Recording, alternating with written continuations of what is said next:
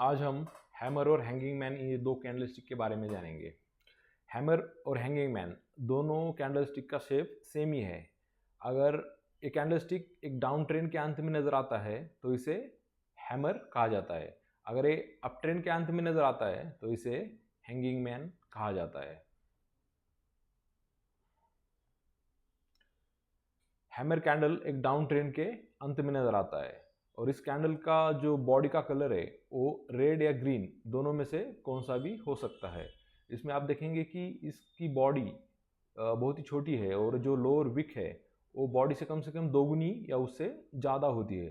तो ये दर्शाता है कि इसमें आप देखेंगे कि पहले बाय सेलर्स जो है वो प्राइस को नीचे धकेलते हैं, लेकिन यहाँ पे बायर्स आते हैं और वो प्राइस को ओपनिंग प्राइस से के आसपास या ओपनिंग यहाँ ग्रीन कैंडल में ओपनिंग प्राइस से भी आगे क्लोज करते हैं।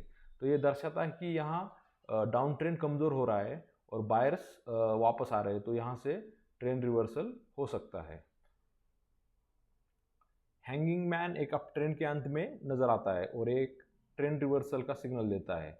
इसका शेप भी सेम हैमर जैसा होता है और इसका कलर रेड या ग्रीन दोनों में से कौन सा भी हो सकता है।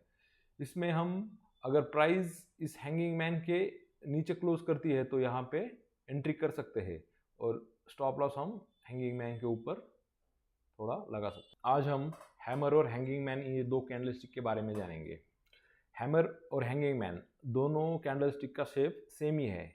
अगर एक कैंडलस्टिक एक डाउन ट्रेंड के अंत में नज़र आता है तो इसे हैमर कहा जाता है। अगर ये अप ट्रेंड के अंत में नज़र आता है तो इसे हैंगिंग मैन कहा जाता है। हैमर कैंडल एक डाउन ट्रेंड के अंत में नज़र आता है और इस कैंडल का जो बॉडी का कलर है वो रेड या ग्रीन दोनों में से कौन सा भी हो सकता है। इसमें आप देखेंगे कि इसकी बॉडी बहुत ही छोटी है और जो लोअर विक है वो बॉडी से कम दोगुनी या उससे ज़्यादा होती है।